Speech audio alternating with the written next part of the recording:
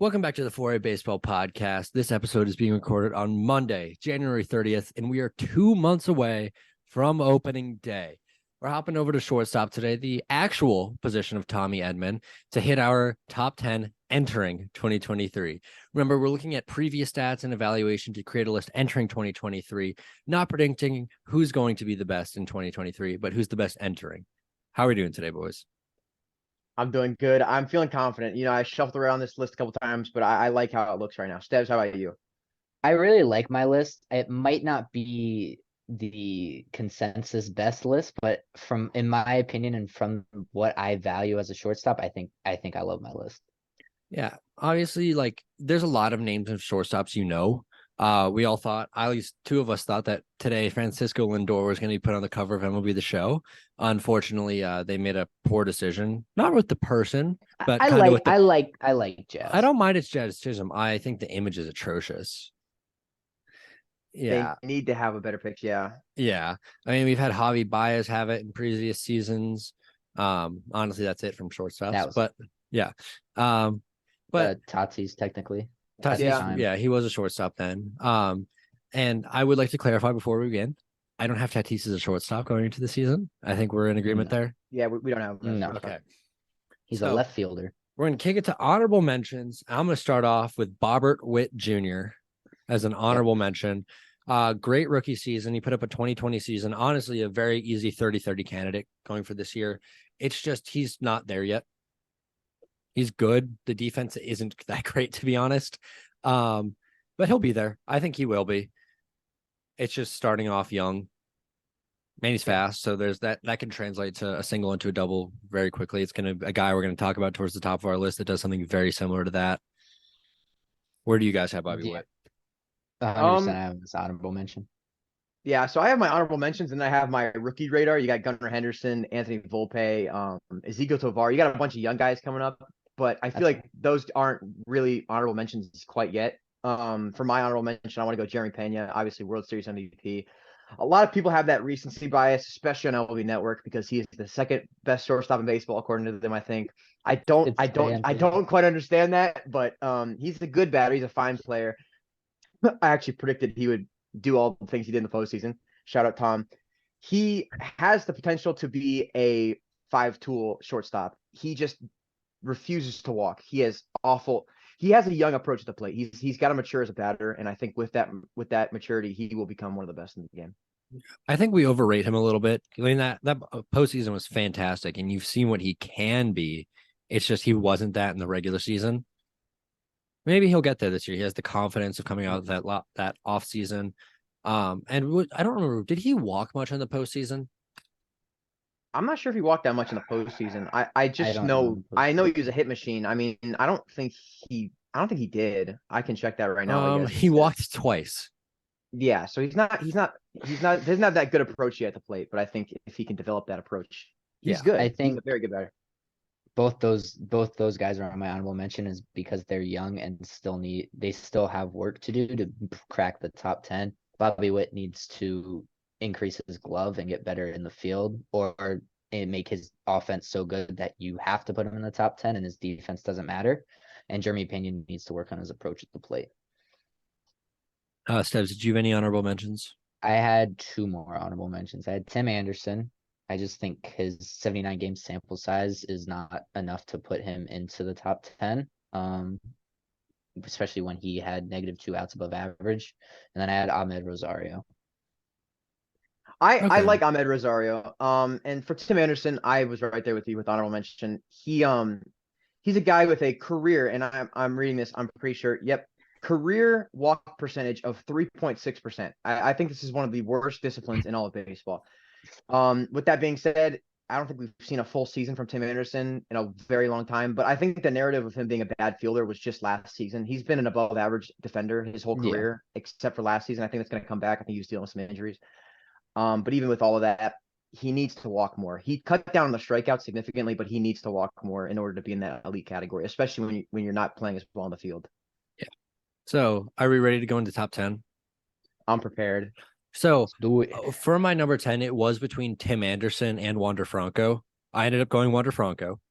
I think the young talent's there. I know the sample size isn't huge, but I think those are like 10 and 11 for me. And Anderson has a larger sample size, but in Franco's down year, he had a 116 WRC plus. And he put up 0.3 more F4 in 4 less games. The thing with Anderson is like he's a very batting average heavy, which is still very impressive, especially in today's day and age. It's just he doesn't really walk at all. And again, in today's day and age, you kind of need to do that. Franco doesn't really walk a crazy amount either. Or I think I have that stat wrong.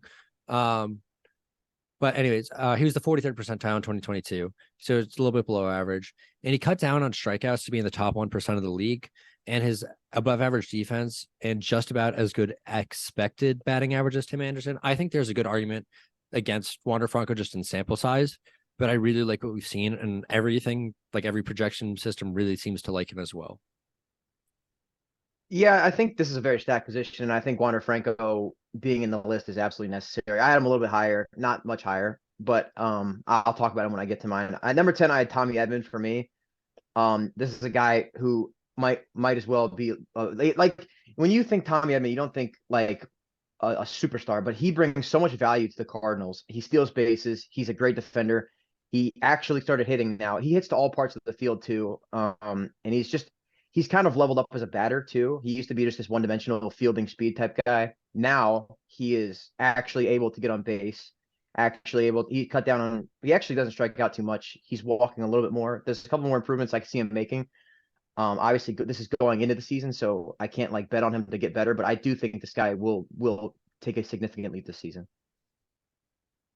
I went a different route. I had Willy Adames. I really like what he brings to the table. He hits the ball hard. His average is a little low, in my opinion, which, that's a stat and whatever, but I would like a higher batting average for anyone higher in the top 10 than him. But again, he hits the ball pretty hard, hits a lot of home runs, and has 10 outs above average, which is very good. Okay. I'm gonna carry off of where Tom was at. I had Tommy Edman at number 9. A very similar argument. Like fantastic. Like if you're talking about guys that could genuinely enter the MVP conversation with an 800 OPS solely through their defense, Tommy Edman's that type of guy. Like he put up a 108 WRC plus, which is respectable. It's not amazing by any means, but he still put up 5.6 Fangraphs WAR. So that's ridiculous. So the only people he trailed at shortstop was Francisco Lindor and Nico Horner, who's now a second baseman, and Dansby Swanson, and his 11 outs above average. I think that's fantastic. As well as the fact Tom points out his speed. It hasn't completely translated into a ton of stolen bases. Oh, it has. Excuse me. Sorry. I had his stat cast up. It's translated into stolen bases. That's going to get better this year, as well as the fact I really like that he has a diverse run value plan. You have it against changeups, sinkers, and four seamers, not just feasting off of one pitch, something that he kind of did in 2021. So it's just a big improvement with great defense. I like Tommy Edman. I like Tommy Edman too. But similar to Brad, I just had him flip-flopped. I have Wander Franco at 9. This is a down year from him with some injuries. So what? He's 21 years old, and to have a down season, managing to have a OPS plus at 117 is not a bad season, and he will only get better. I mean, I think we all forget the hype he had. I think he was the number 1 prospect for like 4 years. It was crazy. I think now that the hype around him has kind of settled a little bit, he might have to prove himself again. He came out of the gate 2 years ago extremely hot, and this year he had to deal with some injuries. I think he'll come back into this season being just like he was in 2020, and he should finish the season in like the top 7, top 6 conversation. Yeah, I am right there with Tom. I had Wander Franco coming up next. It's just his 83 game sample size and his injury history is very concerning. I think he definitely has the upside to be a top 6, top 5 shortstop, but with how many games he's played into his young career, I don't think he can get any higher than 9. I completely agree with that. Like that's my exact argument of why he's where he is. And I my want list him to is be higher, but yeah. And like you look at yeah, Tom was right. what He was a top prospect from 2019, 2020, 2020, and 2021. on a completely unrelated note, you guys see how long Byron Buxton was a top prospect? Dude, the dude was a top Yeah. prospect for like 3 seasons. Yeah. But back to Franco, like he doesn't whiff. his expected stuff is ridiculously high, and it was a bad year for him. Like, please let me have a bad year like that for guys on my team. Yeah, I mean, I do exactly. have bad years with guys on my team like that. So I saw Tom make a face at Stevs for this, but I have Willie Adames at number 8. We're kind of entering the territory where guys are starting to blend together a little bit, and you have to make arguments against each other. He barrels up the baseball and he plays a great shortstop, and he really broke out with the Brewers. He strikes out at a fairly high clip for someone with his completely average walk rate. And something that's really interesting is that he launches the ball a lot more as a Brewer, something you'd think he'd get out of the Rays. And his highest home run season total with the Rays was 20 in 2019. And he did that in only 99 games last year with the Brewers. And then in 2022, 31 home runs. He's breaking out more and more. And he's a guy that's going to get a little bit of backup from the shift getting restricted. Oh yeah, 100%. This is a pull hitter through and through. He's definitely going to benefit off that. I had really one spot above 8. At 8 for me is Bo Bichette. Bit of a down season from him. Still a very good everyday player. He's hitting the ball harder than ever. He's walking more. That's not saying too much because he doesn't walk at all, but he is making strides in the right direction. But he's always been this free swinger, and I'm curious to see what kind of adjustments he makes going into next season. But I really do like Bo Bichette, and I think his glove was a horrible season last season, but I can only see that going up. So I think, and especially, I think it was the month of September. That was one of the most fun months. I turned on the TV every time he had an at bat because he was just hitting the ball so hard. It was a lot of fun to watch, and I think you get a full season, it's going to be good.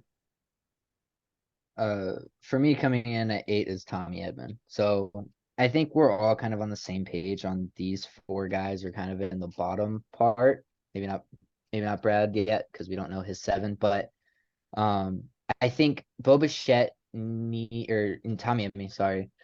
Tommy Edman is an amazing defender and just needs to. I want more from the hitting side to put him higher. But again, 11 outs above average is incredible and very, very good. And I don't think you can discredit that at all.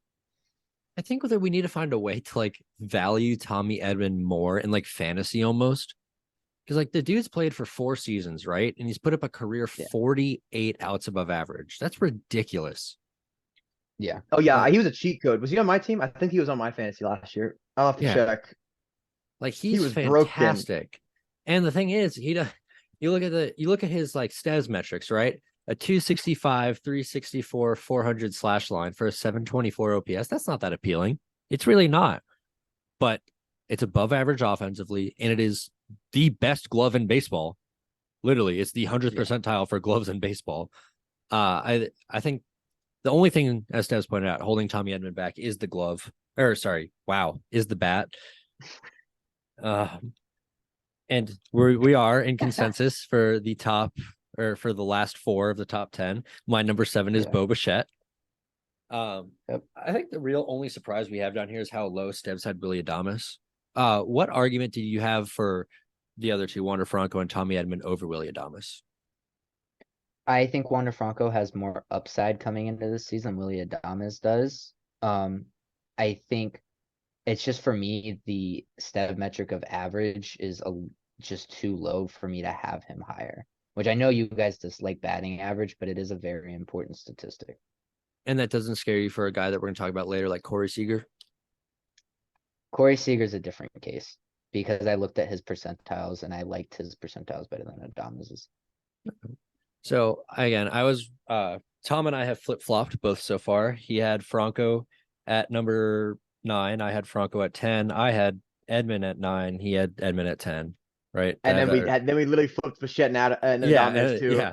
So Bo Bichette's an absolute monster of a hitter. And honestly, the one thing that's kind of scary is that his 22 really wasn't great, except for when he was prime Barry Bonds at the month of September. Like he had a 725 OPS at the end of August, and it jumped up to an 802 on August 5th or October 5th. That's pretty good. Defense, again, not great. And that kind of hurts him at the shortstop position. And this isn't an argument of Bo Bichette is bad. It's just the other guys are better. Yeah, I feel like once we get to this point, it's a lot more competitive, especially when we get into that top 5. It's going to be very interchangeable. Stas? So for me, I had Bo Bichette also here. It's just for the glove is just too bad.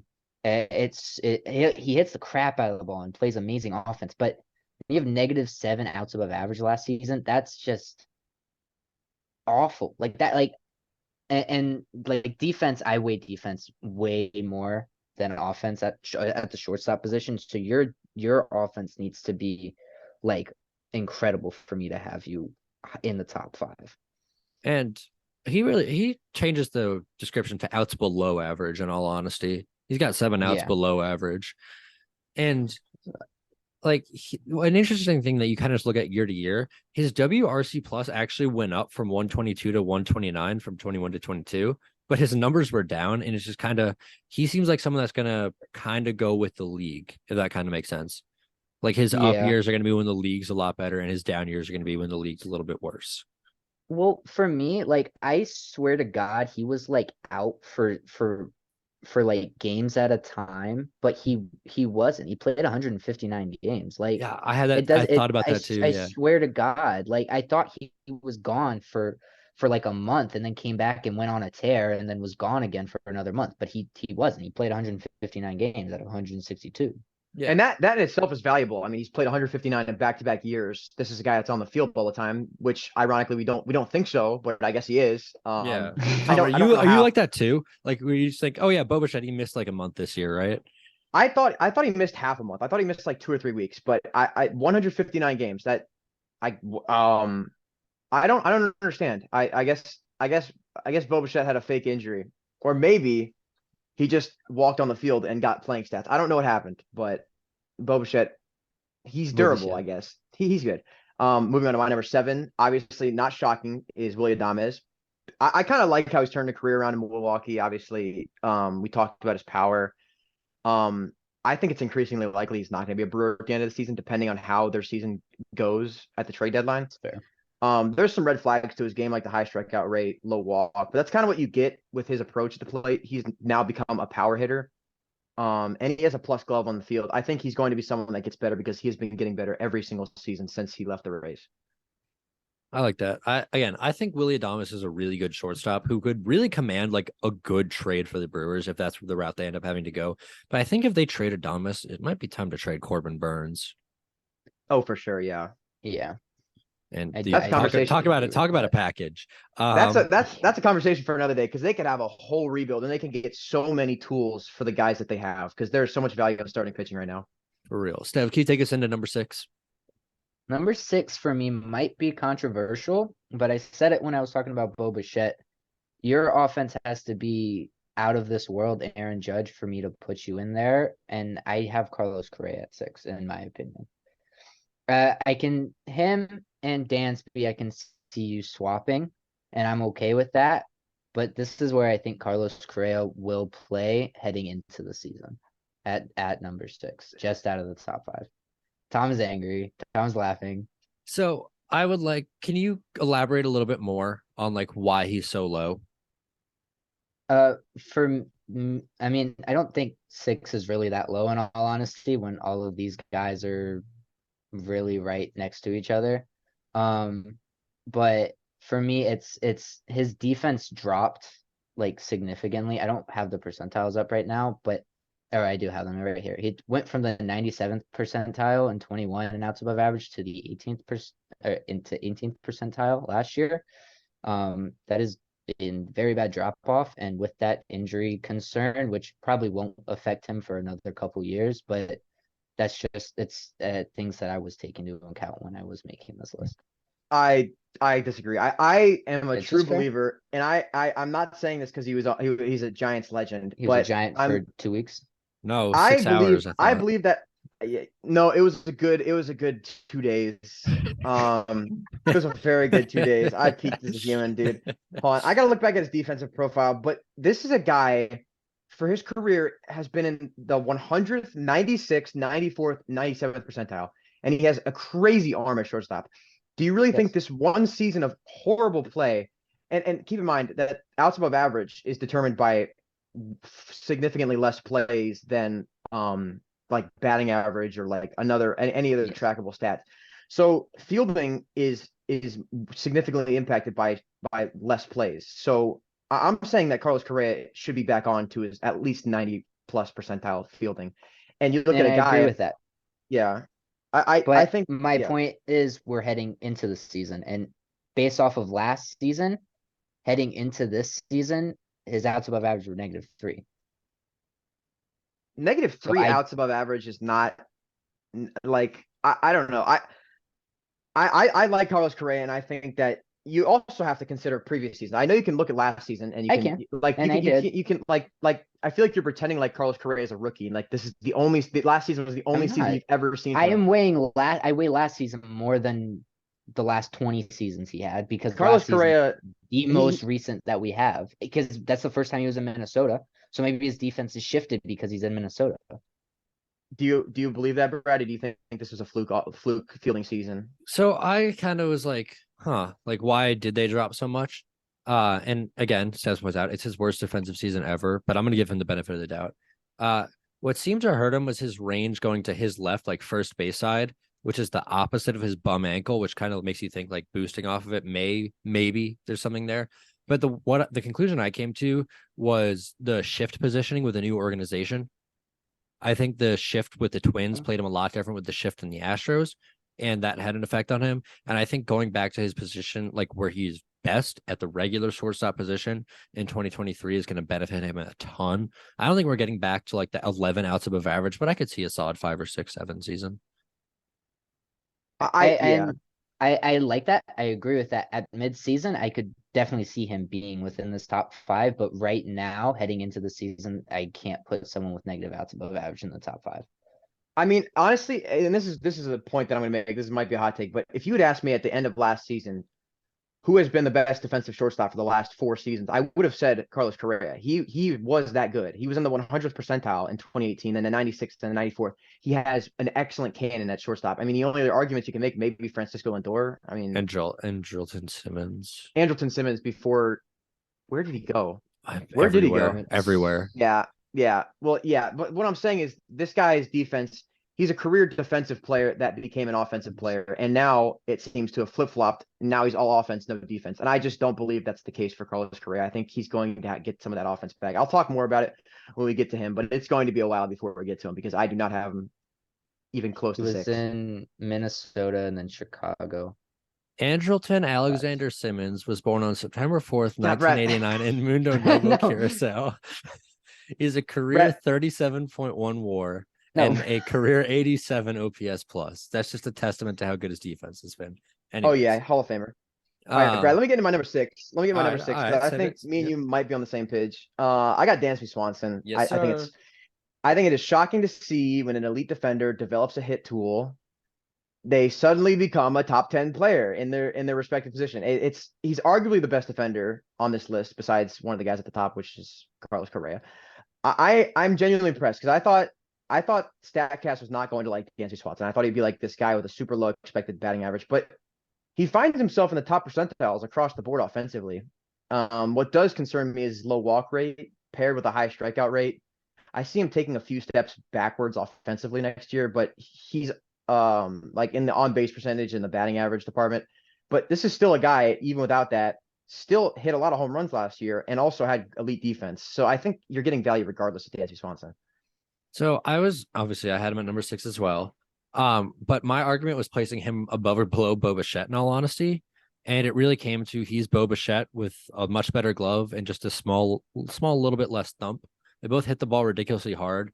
And honestly, I think 2022 is an outlier year in terms of outs above average. Like he's a well above average fielder, but putting up that high of a number, I don't think that's going to happen again, especially leaving Ron Washington. I feel like that has such an impact on the Braves infielders that it's going to hurt him a little bit leaving. Obviously, he's a good fielder. It's been proven year in, year out since 2018. But we put up 21 outs above average. It's kind of like a Judge season. There's going to be regression.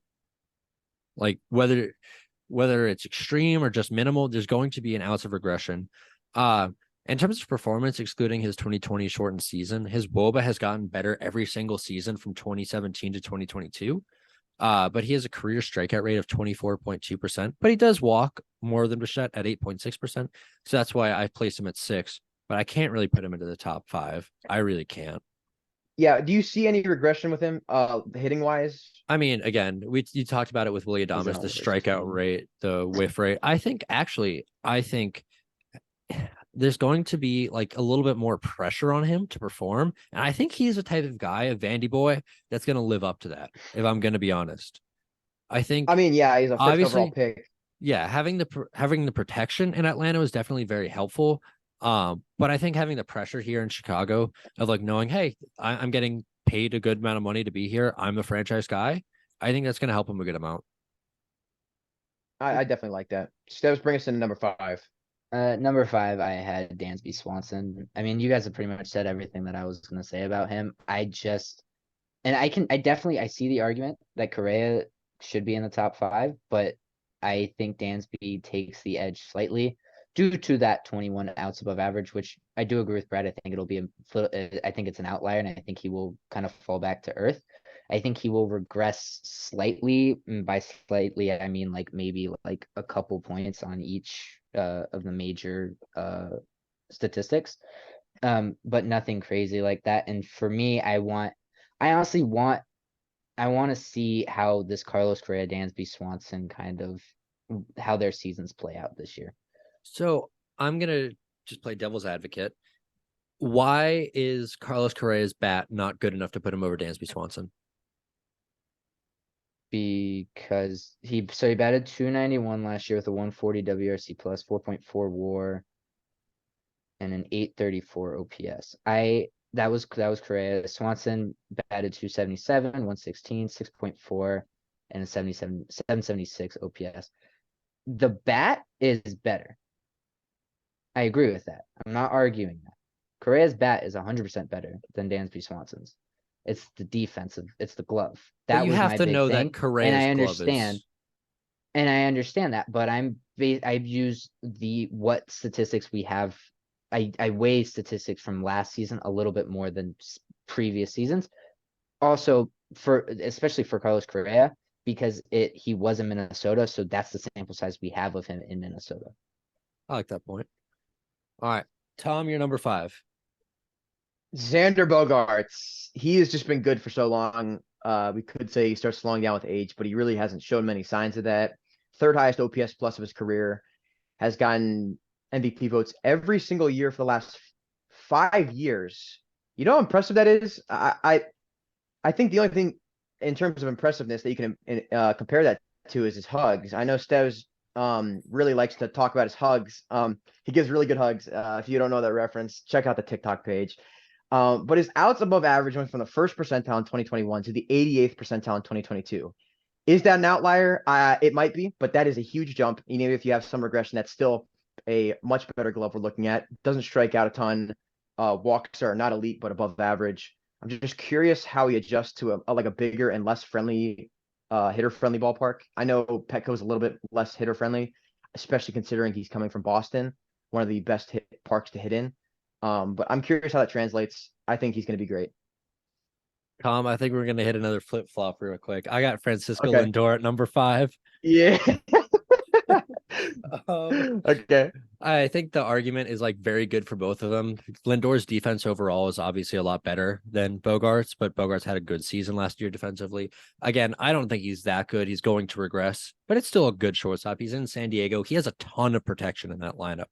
Like that top 4, that's ridiculous. Machado, Tatis, Lindor, and Soto. Or fuck Lindor and Bogarts. But I think Lindor is just a little bit worse offensively. Like both of these guys are ridiculously consistent. You have Lindor, 2019, 333 xwOBA, 2020, 346 xwOBA, 2021, 345, 2022, 331. He hits the ball. He's hit the ball in 3 of the past 4 seasons at 41% hard hit rate consistently. Stolen bases are in like a general realm. It's just a little bit lower than the people above him in my eyes. Yeah. Wait, Steps, did you already get your number 5 off? Yeah. Okay, I guess this is a great trend. This is a great way to go into my number 4, which happens to be Francisco Lindor. I mean, isn't this shocking? Oh my God. I feel like this guy's value to the Mets has been severely underrated. He's not his 2018 hitting self, but he provides so much defensive value that it doesn't really matter. And it's not really to say he hasn't been producing on the offensive side of things.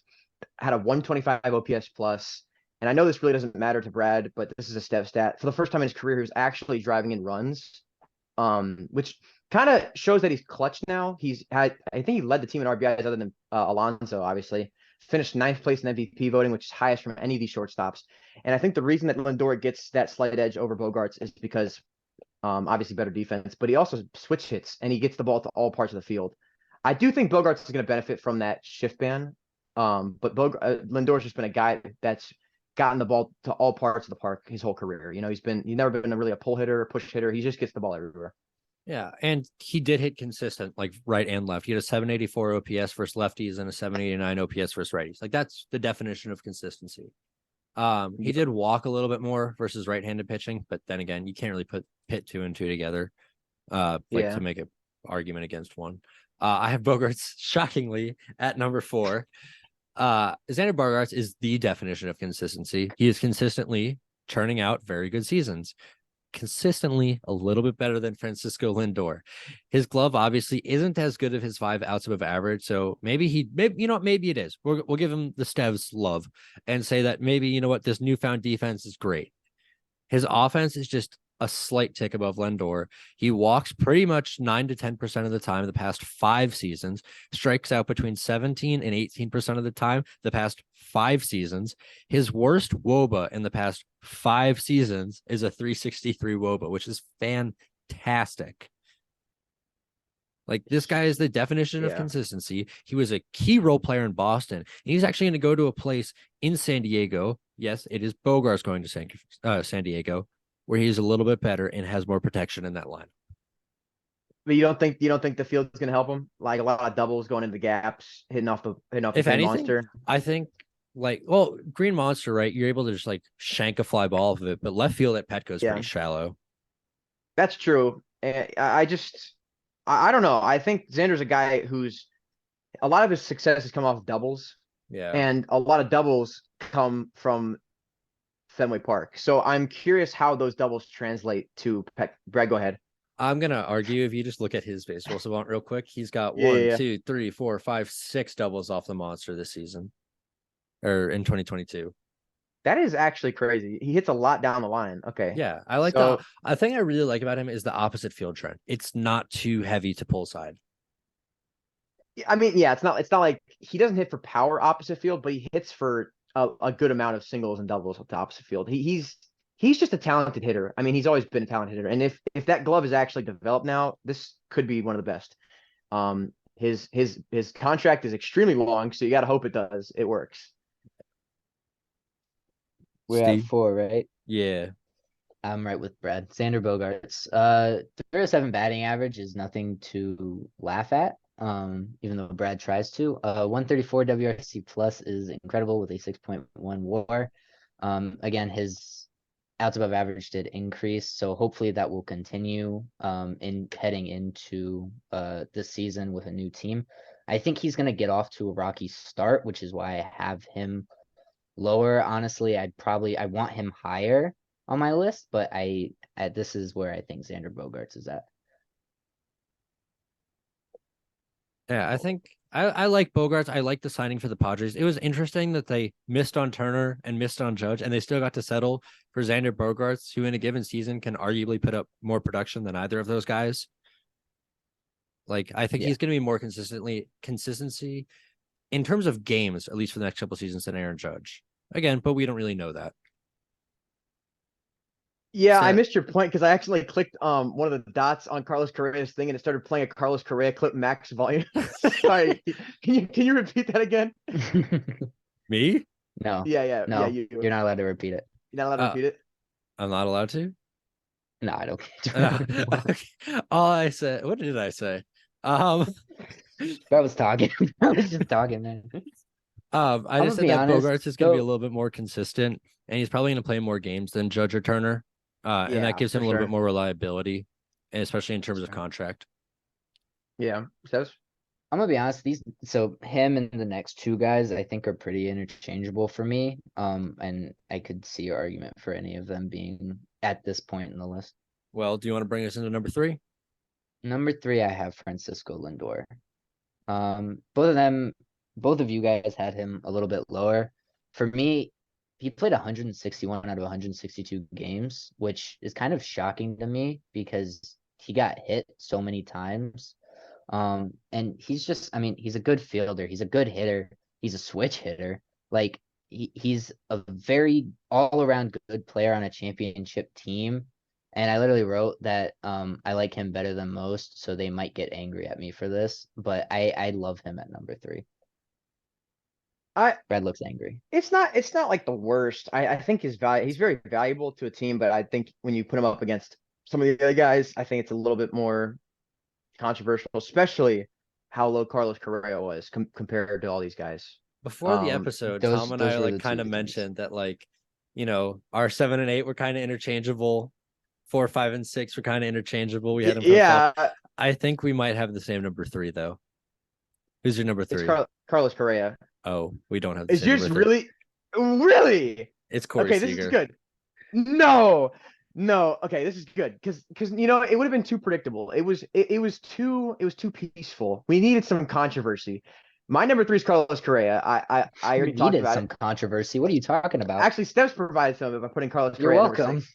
But I think so. I think obviously his defensive struggles will be worked on in the offseason. OPS plus at 140, which I'm fairly certain leads all of shortstop. His percentiles are shocking. Imagine these percentiles with his career outs above average. This is a guy with all red in his bio here. This is a guy, obviously, if he gets his defense up, he's a complete player. I know, Brad, you're probably betting on that for that to happen, and I think it's highly likely. But for Carlos Correa, I mean, he hits the ball really hard. I clicked on one of these dots by accident, and it clicked on his 400, I think it was like 54-foot home run. It was his first career home run as a Twin. Not to mention it was max volume, so I really got to hear the moment and hear the clap of the bat. That was super loud in my ears. But that's besides the point. Obviously, Giants legend. I love Carlos Correa. He's not going to be in the league in 5 years, but he's going to be good next year. And I like Carlos Correa at number 3. So the reason I had Corey Seager just a tad below him was obviously as you're gonna point out, those percentiles are ridiculous. It's just they didn't actually lead to production in 2022. And Carlos Correa is consistently in both WOBA and ex-WOBA a top 10 MVP candidate. He strikes out about league average, but with a well above walk rate. We talked about his defensive stuff, and there is a reason for all the controversy this offseason. Like there is a reason teams were pitting out for Carlos Correa. But Corey Seager, his percentiles are ridiculous. His defense has been really shaky, and that's not much of an understatement. Like 2016, -15 outs above average, and then just lifting him off in order from 2017 to 22, 3, -2, 4, 2, -9, and 4 outs above average. Like it's rocky. So I don't think you can really count back and forth what his defense is going to be in a given year. I think he's safe to say he's a very average shortstop. And maybe he's found something in Texas. Tevz makes the argument for the Twins, like, and Carlos Correa. But, like, I'm not going to give Corey Seager the benefit of the doubt, having watched him for the past 5 seasons, excluding 2022. And I just need to see it translate into numbers a little bit more, his offensive production. I love Corey Seager. I mean, all signs, Brad was talking about this, point to him having one of the most unlucky seasons of all time. His expected batting average was 40 ticks below his actual batting average. His expected slugging was 50 ticks below his actual slugging percentage. I mean, go ahead and look at his percentile ratings. They're all red. He could very well be the best shortstop in baseball by the end of the season. He doesn't strike out, walks more than average. Now as a power threat, his glove is, just about league average. He's waiting to break out again, and I think he'll claim the best by the end of the season. If I were to pick a hot take to be the best in baseball at their given position, I would say Corey Seager would be the best shortstop in baseball. He has the potential, especially considering, Brad, you can go into the shift metrics after this. This guy might benefit the most from shift metrics. He's going to improve significantly. So 2 things I wanted to add. Tom obviously points out the shift metrics. And he's someone that I just remember watching. He'd always smoke the ball right at the second baseman, right? He's a 397 WOBA without a shift, a 326 with the shift, and he was shifted 93% of the time last year. There's I a just breakout don't. right there. Yeah, I don't see how you can how he. I think I really wanted to put him at one, but I think we all know the number one is a guy that has, proven himself, and that has to be number one because he's been good, and this is going into the season. But I think Corey Seager is easily one of the locks to be the best at the position next year. When I did my 2022 predictions, I had him as like a sleeper MVP. And according to the percentiles, I was right. It's just according to his 242 BABIP, the worst of all qualified shortstops in baseball. Baseball was not on his side. Corey Seager with a regular BABIP would have been about a 140 WRC plus bat. Yeah, I mean, I look at his percentiles. I mean, 2020 obviously was the year he won World Series MVP, probably his best season, but it was a shortened season. He was in the 99th percentile for I think every single statistic. And then he came back the next season and almost repeated it. And then he came back this season. Obviously, the percentile is still looking amazing. He's just I think he's just gonna keep getting better. He's been consistently good. He was a guy that I thought was falling off 2 years ago in 2019, but then 2020 proved me wrong. So I really like this guy going into the season. Stebbs, where are you at? I think we all know who I have at number one. So number two has got to be Corey Seager for me. Tom's mentioned nearly everything that I was going to mention. His percentiles are off the charts. He was one of the most unlucky players last season. I really don't think there's much more to talk about. Again, the glove does leave things to be desired, but I feel like so does the guy at number one. And did you talk about Correa? Did you talk about your Correa we've pick? talked about Correa throughout the whole thing. The reason I have Correa over him is because, once again, he's a perennial MVP candidate. He's a guy that we saw it in 2021. He can put up a solid OPS. 851 is a respectable OPS, but he put it up with ridiculous glove, and he finished in top 3 in MVP voting. He's a guy like Tommy Edman with a good bat can win an MVP award. And in all honesty, I give him the benefit of the doubt for his defense in 2022. I think he had to adjust to a new team, and he had to play in the shift a ton with a different formation than he was used to. I think that's the right call. I think these top three should have been set in stone. Should have. But bringing us into our number one is the man himself. Stebbs, go ahead. It's none other than Trey Turner. Trey Turner is well, he's my favorite player of all time, so there was no debate that he was going to be number one on my list. But he is a 5-tool player. He brings nearly everything that you want to the table. And especially now he's going to be in Philadelphia, so he's back on the East Coast, and he's going to feel more at home because he is definitely an East Coast guy. But overall, my biggest critique is he was a slightly above average fielder. He wasn't really anything incredible with his glove last year. So I honestly would want more from him going into this season. So hopefully he can make the adjustments necessary to get his glove back up to snuff. Yeah, I mean, I heard some people calling this a down year from him. I wouldn't consider it a down year. Obviously some of the statistics were down, but I mean, under the hood, not looking crazy. But that's another point that under the hood stats don't always mean good actual stats, because this guy has been around. I mean, he's been very good in his percentiles, but you compare him to the number 2 and number 3, he's producing more, but his percentiles don't say so. So he's a little bit confusing. I think Trey Turner's a guy that's always going to be top 3 in hits in the league. He just plays a lot of games. He's consistently on the field, and that in itself is valuable. But I do see some regression. Obviously, a guy like him, a lot. I mean, the Statcast stats show him regressing a little bit. Obviously, guy that puts the ball in play a lot, sometimes benefits from it. But he finished 11th in MVP last year. I think we're taking that away from him. He's still very good. I just don't know if by the end of the season he'll be that guy. This may have been his worst season since 2018, and it was still well above average. Let me have a down year and post 6.3 for Angafsor. I'd be okay with that. He still had his normal batting average, second most home runs he's ever had in a season, and he was 7th in the league in stolen bases. His down season was an 809 OPS, which isn't horrible, but by his standards, it could be a little bit better.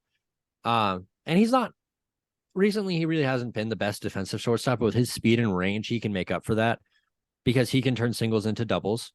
And he's a slap model hitter who can hit for average, He can hit for power, and he has an 80 grade hit tool or speed tool. There's the argument. Yeah, I expect some regression. Let me check his expected. I obviously the Not expecteds great. are not. Yeah, they're not too great. I mean, 276 expected batting average for a 298 regular batting average. I mean, the WOBA was higher than the expected. I mean, that's kind of what you get in a player like Trey Turner. He puts the ball in play. Sometimes you get lucky, sometimes you don't. And obviously, this is a guy who can put the ball in play and outrun anything, you know. So guy who can get these infield hits too. He's very valuable, and I think he'll do great on the Phillies. I think the spotlight's definitely going to be on him until Harper comes back, considering he will be the star of the team until Harper comes back. So I don't know how he handles the pressure, but he kind of was the star of the Nats before he left. So I think he'll be all right. He'll be completely fine. Yeah. All right. So I'm gonna just run it down real quick. Tom, who's your sleeper of the draft? Sleeper of the draft? Or sleeper of the rankings? I mean, sleeper because I'm sleeping through Stev's explanation of Carlos Correa being at number 6. That, like, other than that, we were all very close. I thought me and Brad were going to be within one of everything except for Carlos Correa, but that we were pretty close. And the fact that we all had the exact same 10 guys, I think, other than says who'd you have at 10? No, we had all the exact same 10 guys. I said we were gonna have the exact same 10 guys, just different orders. And I Yeah. was exactly right because I knew you guys weren't gonna have Carlos Correa so low. Yeah, and I feel like I feel like third base is going to be fairly similar when we do discuss third baseman. Yeah. It's just number 10 for me. I don't think you guys are gonna agree with, and even I don't know if I fully agree with it. I just don't know who to put at 10.